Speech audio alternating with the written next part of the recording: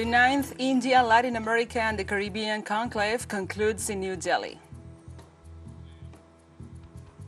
More than 1.2 million people have been evacuated from flooded areas in Hebei province in China.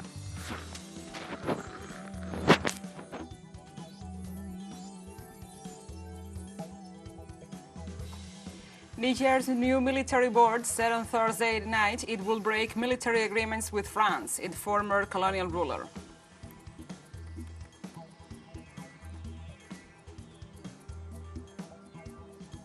Hello from the headquarters of teleSUR English in Havana, Cuba. This is from the south. I'm your anchor, Gladys Quesada, and these are the news. In New Delhi, India, the closing session of the 9th India-Latin America and the Caribbean Conclave is being held. This important event concludes this Friday, where 25 countries from Latin America and the Caribbean, such as Cuba, Mexico, Bolivia, Honduras, Haiti, among others, participated with government delegations and business persons. This is the 9th meeting in which investment and cooperation opportunities were discussed among the countries attending. During the closing session, the Vice President of Venezuela, Delcy Rodriguez, highlighted the economic importance of India at a world level, as well as the central role of the BRICS and the opportunities for cooperation with Latin America.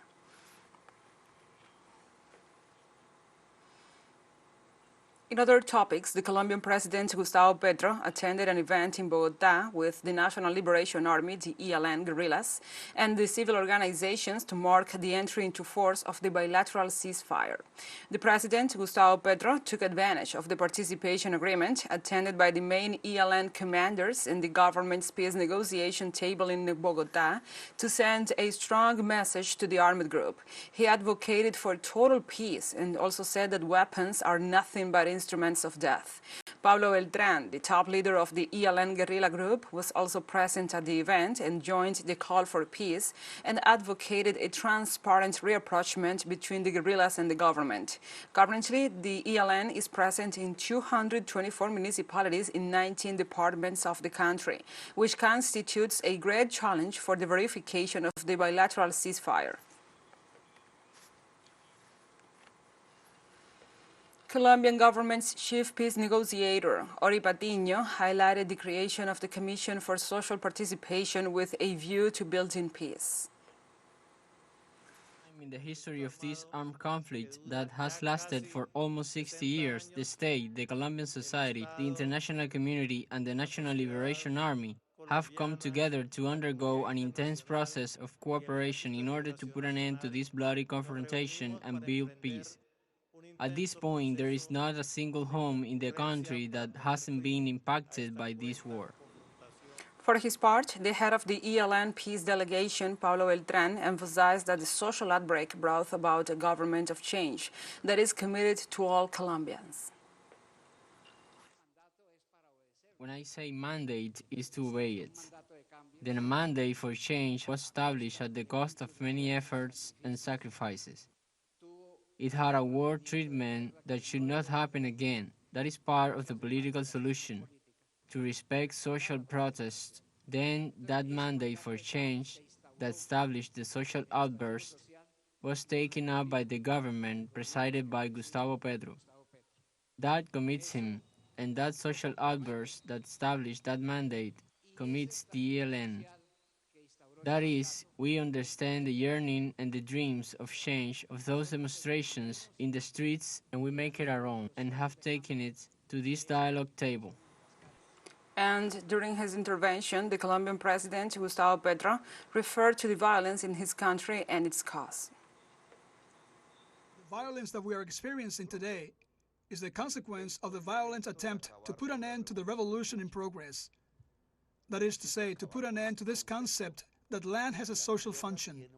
The violence in Colombia continues to revolve around land. Meanwhile, the Colombian prosecutor's office confirmed that the eldest son of President Gustavo Petro, Nicolás Petro, will cooperate with the justice system after being charged with money laundering and illicit enrichment. At the security measure hearing on Thursday, August the 3rd, the prosecutor in the case, Mario Burgos, announced that Nicolás Petro acknowledged having received illegal money and also said that this was used for his own benefit and for the electoral campaign of the current head of state. Burgos affirmed that the president's son assured that he had received the assets from Samuel Santander López Sierra, Gabriel Gilzaca Costa, and Oscar Camacho, all of them accused of drug trafficking. Finally, the official pointed out that this information will allow the prosecutor's office to open new lines of investigation into the case. Let's take a short break, but remember you can join us on TikTok at teleSUR English, and there you will be able to find the news in different formats, news updates and more. Other stories coming up, stay with us.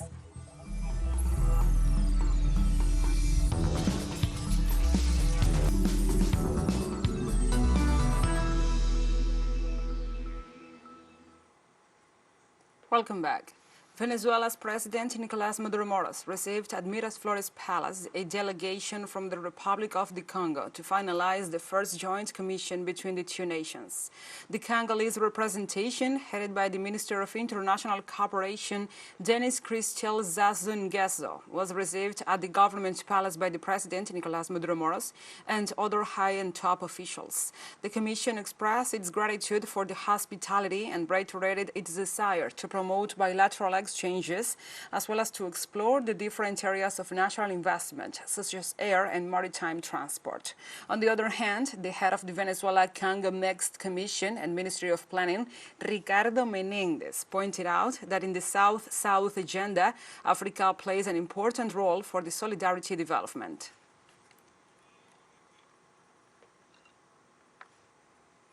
Venezuela's President Nicolás Maduro Moros denounced the U.S. multimedia The Voice of America for promoting hate against the Bolivarian nation. For us to move ahead to confront the campaigns, take for example The Voice of America. I denounce The Voice of America, which has a campaign.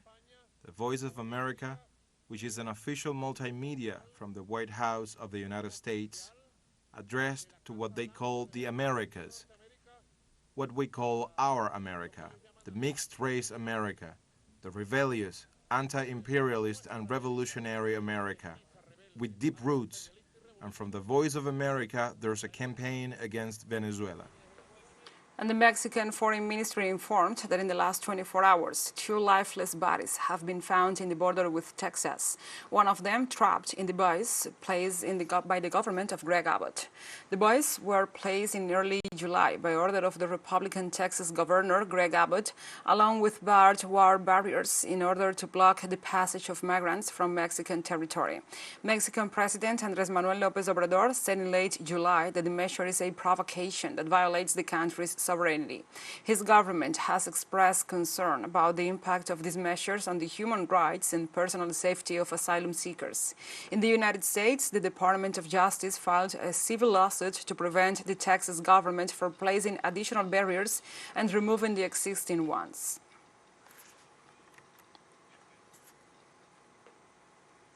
Former U.S. President Donald Trump pled not guilty to a leading criminal conspiracy to change the outcome of the 2020 election, as he appeared in a Washington court on Thursday. The 77-year-old Republican and frontrunner for the 2024 presidential election told Judge Moxila Upadhyaya that he was pleading not guilty to the 4 counts against him. Prosecutors allege Trump and 6 other unidentified individuals conspired to alter the outcome of the 2020 presidential poll. It is the 3rd time this year that the former White House chief has appeared in court.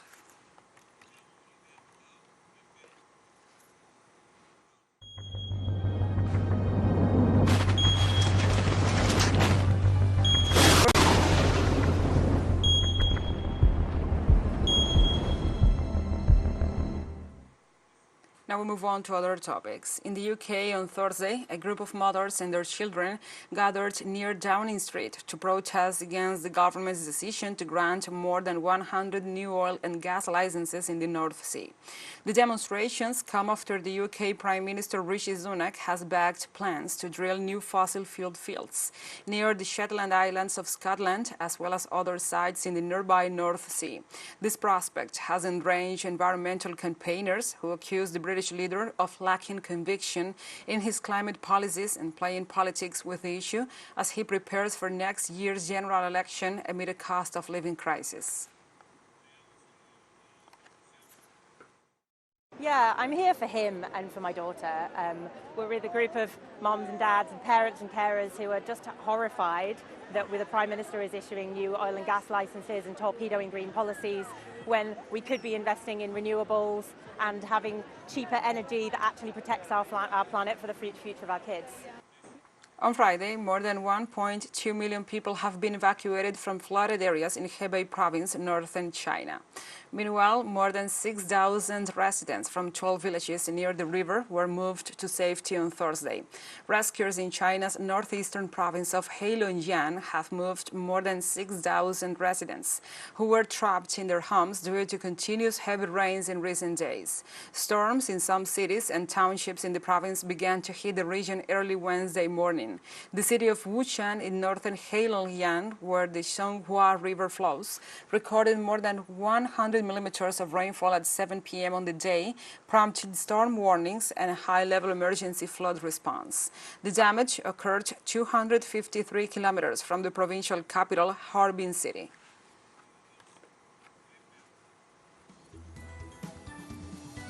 And we have a second short break coming up. But before, we invite you to visit our YouTube channel at teleSUR English, and there you will be able to rewatch our interviews, the top stories, the special broadcastings, and more. Hit the subscribe button and activate the notification bell to stay up to date on the world's most recent events. A final short break. Don't go away.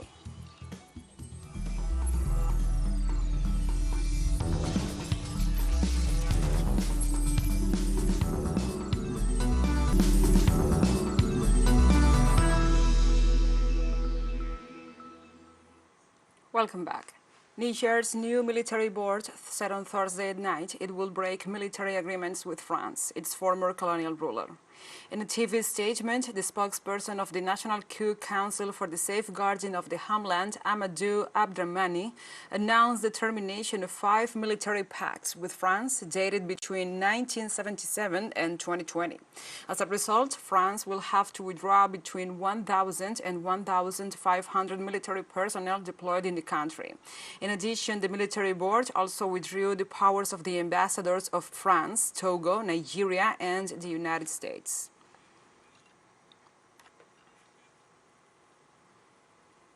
And Senegal's Foreign Minister Aïssata Tall Sall said on Thursday that if there is a military intervention in Niger by the West African Regional Bloc, ECOWAS, her country will send troops. The high Senegalese official told reporters during a government press briefing in Dakar that there had been one coup too many in the region and cited Senegal's international commitments. The regional bloc threatened to use military force if President Mohamed Bazoum wasn't released from house arrest and reinstated by next Sunday, August the 6th. The military chiefs of the bloc's member countries met in Nigeria on Wednesday for 3 days of consultations. Niger is the 4th bloc member to undergo a push since 2020. Senegal's foreign minister reiterated that her country was obligated to go along with ECOWAS decisions. ECOWAS thought it was time to put an end to it. Now, yes, to answer the question, definitely the Senegalese military, for all these reasons, will be going. As I speak, the chiefs of staff of the ECOWAS member states are meeting to see what the modus operandi would be once the political decision has been taken at the highest level and at community level. So yes, our soldiers will go. How they will go, they are still in the process of consulting each other on that. On Thursday, Senegal's government said the indictment and detention of the opposition leader Ousmane Sonko and the dissolution of his party were justified because he had allegedly fomented insurrection and promoted violence. Sonko has been held in detention since Monday on charges including fomenting insurrection, undermining the state's security, criminal association with a terrorist body, and other crimes. Shortly after his indictment, the Interior Minister announced that PASTEF will be dissolved, accusing it of causing unrest that has led to destruction and the loss of lives. On Thursday, Sonko's political coalition denounced what it called Sonko's abduction and urged the people to mobilize to defend the Constitution and the fundamental freedoms. Since 2021, you have seen a number of calls for insurrection, a promotion of violence that has never existed in Senegal. Between 2021 and 2023, PASTEF, its organizations and its calls for insurrection have caused more deaths than in the entire political history of Senegal. From 1960 to 2023, there have never been so many deaths or so many demonstrations. The dissolution of a party is not linked to a lawsuit. It's an administrative authorization. First of all, it's a declaration system. You declare your association, you have obligations, and if you don't respect them, the administrative authority has the right to withdraw this authorization, so that's what you mean by dissolution. The United Nations Integrated Transition Assistance Mission in Sudan, UNITAMS, declared on Thursday its concern about the impact of the fighting between the Rapid Support Forces, the RSF, and the Sudanese Armed Forces, and the civilians in Darfur, Sudan. UN spokesperson Farhan Haq said the UN mission strongly condemns the indiscriminate attacks on civilians and public facilities by the RSF and the allied militias, especially in the town of Surba, 45 kilometers north of El Genuina in West Darfur. On the humanitarian front, the Office for the Coordination of Humanitarian Affairs facilitated the cross-border delivery of food by the World Food Programme from Chad to West Darfur. In the coming weeks, UN agencies and their partners expect to provide additional assistance, especially food, nutrition, health, water, hygiene, and sanitation supplies. For the Coordination of Humanitarian Affairs tells us that today it facilitated cross-border deliveries of food items by the World Food Programme from Chad into West Darfur. This is one of the parts of Sudan facing high levels of food insecurity. In the coming weeks, UN agencies and partners are hoping to provide additional assistance, especially food, nutrition, health, water, hygiene, and sanitation supplies. The Undersecretary General for Humanitarian Affairs, Martin Griffiths, said that cross-border access into the Darfur region represents a key milestone, as the UN seeks to access all hard-to-reach areas in Sudan and provide critical humanitarian assistance to people in need wherever they are. The Office for the Coordination of Humanitarian Affairs tells us that today it facilitated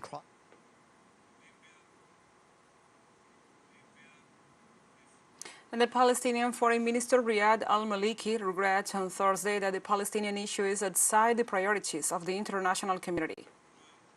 Biden administration is the only administration that did not bring its own peace plan. So what that really tells you that, their priority is not us. Their priority, it's Ukraine, Russia, Ukraine, Russia, Ukraine, Russia. And after that, it's China, China, China, China, China, China, China, China. So where we stand, I don't know. At the end of that list, I don't know, even if that's really the case. And we have come to the end of this news brief. But remember, you can find this and many other stories on our website at telesurenglish.net. And also, if you feel so inclined, please join us on social media for all the latest news. We are on Facebook, Twitter, Instagram, Telegram, and TikTok.